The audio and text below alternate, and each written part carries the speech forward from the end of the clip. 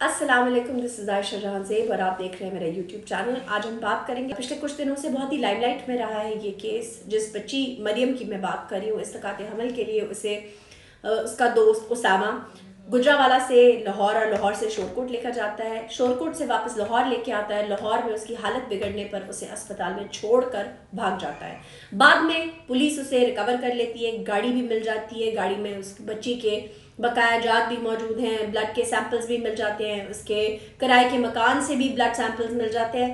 So Usama is guilty और उसके बयानात सामने आने शुरू हो जाते हैं और वो बहुत ही पारसा और मासूम बनने के लिए कहना शुरू कर देता है कि मेरा तो कोई कसूर ही नहीं था, मैंने तो कुछ किया ही नहीं, ये बच्चा मेरा नहीं है, मैं तो दोस्त हूँ, मैं तो भला ही कर रहा था। अब ये जो भला कर रहा था वाली स्टोरी है, इसे मैं स्टोरी कहती हूँ। क्यों स्टोरी कहती हूँ? क्योंकि अगर आप इतना ही भला कर रहे होते तो पहली बात आप उसकी फैमिली को इन्फॉर्म करते। 5 महीने का हमल कोई मजाक नहीं है, और न ही आपको ये, आप इतने कोई छोटी उम्र के नहीं कि आपको ना पता चले कि थर्ड मंथ के बाद अगर आपने इस्तकात हमल कराना है तो आप बच्चे की और जान तो जो ले ही रहे हैं, कत्ल आप बच्चे का कर ही रहे हैं, आपने माँ जो है जो उसको कैरी कर रही है बच्चे को, उसकी ज़िंदगी को भी एट स्टेक डाल रहे हैं। खैर, अपनी तमाम तर करतूत को छुपाने के लिए ये तमाम काम किया जाता है। बच्ची की जान चली जाती है और उसके बाद आज उसकी फैमिली के साथ जब बात होती है तो फैमिली का जो एक पर्सपेक्टिव है वो बिल्कुल मुख्तलिफ है। उनके भाई दुबई होते हैं मरियम के, और वो उनका जो पर्सपेक्टिव था वो बिल्कुल अलग था। ऑब्वियसली कुछ जगहों पे उन्होंने अपनी बहन को कवर भी किया है, कुछ जगहों पे उन्होंने अपनी बहन को मार्जिन लिया है, और कुछ जगहों पे उन्होंने कुछ ऐसी बातें रिवील की हैं जो बहुत तशवीशनाक थी। मसलन पहली बात जो उन्होंने कही वो ये थी कि मरियम रात को निकली लाहौर के लिए और उसके पास 1,20,000 रुपए थे।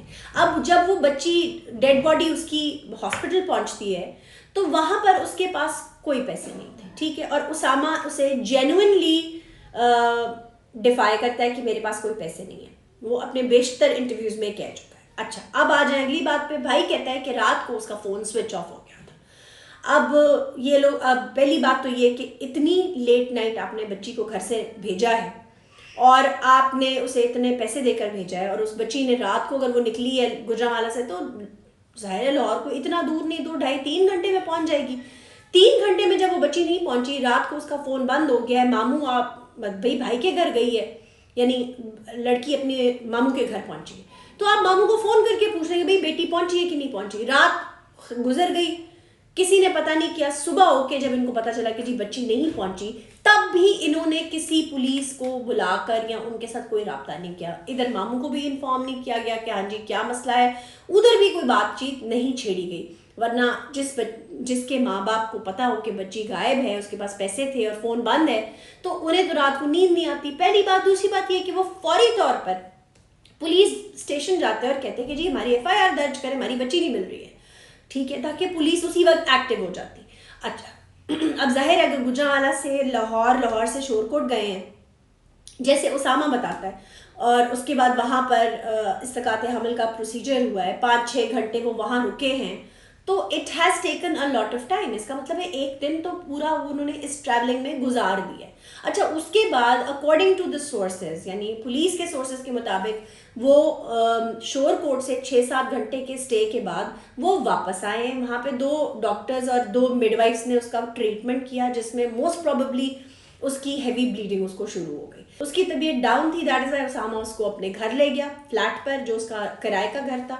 वहाँ उसके कपड़े ख़राब हुए, उसामा ने कपड़े धोए, एक्सेट्रा एक्सेट्रा। अब ये वो चीज़ें हैं जो कि उसामा ऑलरेडी कमिट कर चुका है। दूसरी तरफ उसके भाई का कहना यह है कि जब उन्होंने बॉडी रिकवर की है जिन्ना हॉस्पिटल से, उस बॉडी के सर के पीछे एक ज़ख्म था जिसमें से ब्लीडिंग हो रही थी, उसकी कमर पे निशान थे, उसकी बॉडी पर नाखूनों के निशान थे, और उसे मरने के बाद भी कोल्ड स्टोरेज में रखने के बावजूद जब उसे गुस्ल दिया गया तो उसकी बॉडी से ब्लड जारी था, यानी किसी सूरत उसकी बॉडी से ब्लड नहीं रुक रहा था।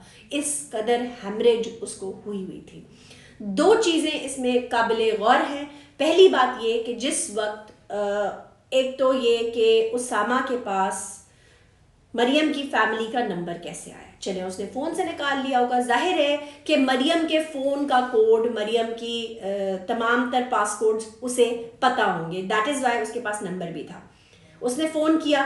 अच्छा, अगर उसामा ने एक अनोनिमस फ़ोन करना होता तो वो अपना नाम क्यों बताता? आंटी ने जब उससे पूछा तुम कौन बोल रहे हो, तो उसने कहा जी मैं उसामा बात कर रहा हूँ। अब आंटी ने उससे क्यों नहीं पूछा कि लड़की मेरी बेटी का तुम्हें मेरा नंबर किसने दिया है? पहली बात। दूसरी बात ये कि तुम्हें कैसे पता कि मेरी बेटी वहां अस्पताल में मौजूद है? ये सवाल आंटी के पूछने बनते थे। आंटी ने नहीं पूछा। आंटी ने अपनी छोटी बेटी पकड़ी और वो लाहौर आ गई। उनके मुताबिक जब उन्होंने बॉडी रिकवर की तो उस पर निशानात थे तशद्दुद के। खैर, उन्होंने किसी तरह ट्रैप करके उसामा को, अकॉर्डिंग टू देम उसामा को ये बात पता नहीं थी कि वो डेड है, वो मर गई है, तो उन्होंने कहा कि किसी तरह ट्रैप करके उन्होंने पुलिस के साथ इसको बंदे को फंसाया और गिरफ्तार करवा लिया। अब जो दूसरा दोस्त है उसामा के साथ जो था, उसने अबूरी जमानत करा रखी थी। इसका मतलब देयर वाज समथिंग फिशी, कुछ पहले से ही खराब था, गलत था, जिसकी वजह से उसने अबूरी जमानत कराई हुई थी। वो इसीलिए अभी तक शिकंजे में कानून के नहीं आया। अब मेरे चंद सवाल है। पहला, लड़की की फैमिली ने एफआईआर क्यों दर्ज नहीं कराई? इतनी देर बच्ची गायब है, फोन बंद है, तो एफआईआर दर्ज होनी चाहिए। दूसरी बात, अगर इन दोनों का, जैसे उसामा कहता है कि उनका आपस में ताल्लुक था और 5 महीने का उसको मरियम को हमल था, तो इनका कांटेक्ट फ़ोन पर ज़रूर होगा। ये नहीं हो सकता। मरियम के भाई का कहना है कि जी ये तस्वीर देखें स्नैपचैट की और इससे देख के नहीं लगता कि 5 महीने का हमल है। देखें, बाज़ औक़ात कुछ बॉडी स्ट्रक्चर्स ऐसे होते हैं जिसमें पता नहीं चलता कि वो प्रेग्नेंट है। पहली बात। अगली बात, उसामा ये कहता है कि जी मैं दोस्त था, मैंने दोस्ती के नाते ये सब कुछ किया है। इतने तुम मदर टेरेसा, अगर तुम्हें आजकल तो कोई किसी को सड़क पे पड़े एक्सीडेंट को कोई उठा के घर नहीं लेके जाता, तो तुम एक बच्ची को ला रहे हो, किस जिम्मेदारी पे तुम उसको ले जा रहे हो शोरकोट, और वहां से उसका जो है तुम सकाते हमल करा रहे हो? इस बात में सदाकत नहीं है। इसका मतलब ये कि इनका ताल्लुक था, जो वो कभी क्लेम करता है कि मेरा ताल्लुक था और कभी कहता है कि नहीं था, हम दोस्त थे। और वो ये भी क्लेम करता है सामा कि उसका आंटी वगैरह की तरफ आना जाना था। अब आंटी का कहना ये कि हमारे घर कभी नहीं आया। जाहिर है आंटी अपनी अपनी साइड को भी सेव करी, उनकी एक और बेटी भी है, और जाहिर है उनके लिए इस वक्त अपनी इज्जत बचाना मकसूद है। वो बच्ची की इज्जत को भी कवर कर रही है। लेकिन अगर उस बच्ची के जिस्म पे निशान थे और उसके साथ तशद्दुद किया गया है, उसके साथ ज्यादती की गई है, तो उसको लाजमी उसामा को सजा दी जानी चाहिए।